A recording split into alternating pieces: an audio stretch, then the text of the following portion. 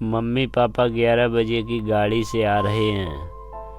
Phone की घंटी तो सुनी, मगर आलस की वजह से रजाई में ही लेटी रही। उनके पति राहुल को आखिर उठना ही पड़ा। दूसरे कमरे में फ़ोन की घंटी बजती ही जा रही थी। इतनी सुबह कौन हो सकता है जो सोने भी नहीं देता। इसी चिड़चिड़ाहट में उसने फ़ोन उठाया। हेलो, कौन? तभी दूसरी तरफ से आवाज़ सुन सारी नींद खुल गई।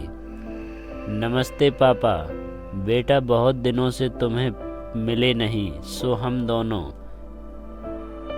11 बजे की गाड़ी से आ रहे हैं। दोपहर का खाना साथ में खाकर हम 4 बजे की गाड़ी से वापस लौट जाएंगे, ठीक है? हाँ पापा, मैं स्टेशन पर आपको लेने आ जाऊंगा। फ़ोन रखकर वापस कमरे में आकर उसने रचना को बताया कि मम्मी पापा 11 बजे की गाड़ी से आ रहे हैं और दोपहर का खाना हमारे साथ ही खाएंगे। रजाई में घुसी हुई रचना का पारा एकदम सातवें आसमान पर चढ़ गया। कोई इतवार को भी सोने नहीं देता। अब सबके लिए खाना बनाओ, पूरी नौकरानी बना दिया है। गुस्से से उठी और बाथरूम में घुस गई। राहुल हक्का बक्का उसे देखता ही रह गया।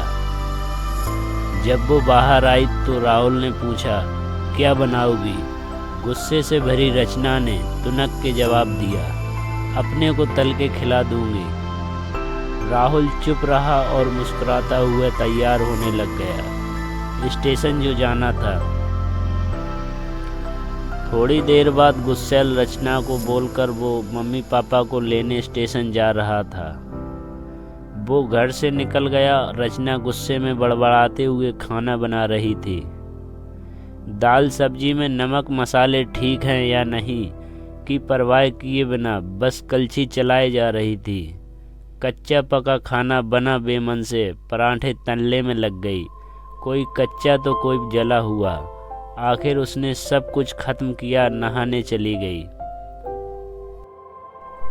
नहा के निकली और तैयार हो सोफे पर बैठ मैगजीन के पन्ने पलटने लगी।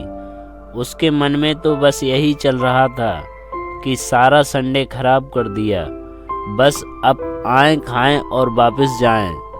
थोड़ी देर में घर की घंटी बजी तो बड़े बेमन से उठी और दरवाज़ा खोला। दरवाजे खोलते ही उसकी आंखें हैरानी से फटी की फटी रह गईं और मुंह से एक शब्द भी नहीं निकला। सामने राहुल के नहीं, उसके मम्मी पापा खड़े थे, जिन्हें राहुल स्टेशन से लाया था। मम्मी ने आगे बढ़कर उसे झिंझोड़ा, अरे क्या हुआ? इतनी हैरान परेशान क्यों लग रही हो? क्या राहुल ने बताया नहीं कि हम आ रहे हैं? जैसे मानो रचना के नींद टूटी नहीं। मम्मी, इन्हें तो बताया था, पर चलो आप अंदर आ जाओ। राहुल तो अपनी मुस्कुराहट रोक नहीं पा रहा था। कुछ देर इधर उधर की बातें करने में बीत गया। थोड़ी देर बाद पापा ने कहा, रचना गप्पे ही मारती रहोगी या कुछ खिलाओगी भी? यह सुन रचना को मानो सांप सा सूंघ गया हो। क्या करती बेचारी? अपने हाथों से ही बनाए अधपके और जले हुए खाने को परोसना पड़ा।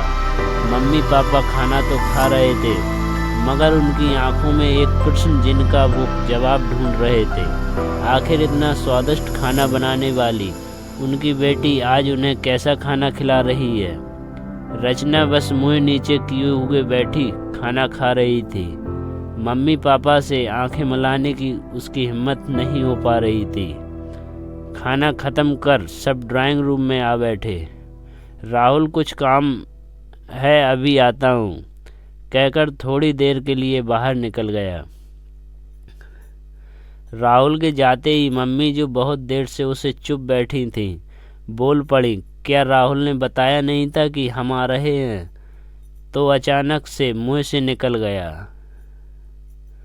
उसने सिर्फ यह कहा था कि मम्मी पापा लंच पर आ रहे हैं। मैं समझी उनके मम्मी पापा आ रहे हैं। फिर क्या था? रचना की मम्मी को समझाते देर नहीं लगी कि यह मामला क्या है।